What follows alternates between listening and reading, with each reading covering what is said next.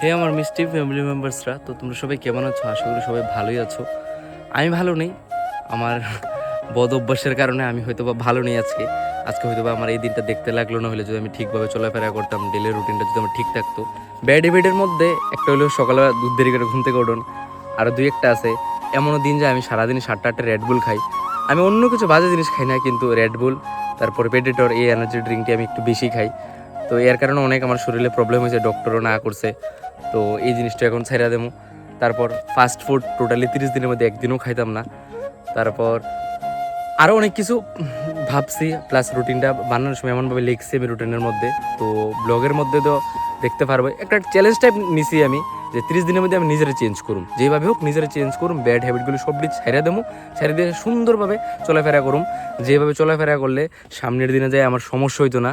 তো এই রুটিন, যে রুটিনটা আমি তৈরি করছি, এই রুটিনটা আমি ফলো করুম নভেম্বরের 1 তারিখ থেকে 30 তারিখ পর্যন্ত। তারপর দেখি না কি হয়, কতটুকু ভালো হয় আমার লাইফে। আরও অনেক কিছু নিয়ম আছে, রুলস আছে, যে জিনিসটা আমি এখন শেয়ার করলে হয়তো বা ভিডিওটা অনেকটা বড় হয়ে যাব। ডেলি ব্লগের মধ্যেই দেখতে পারবা।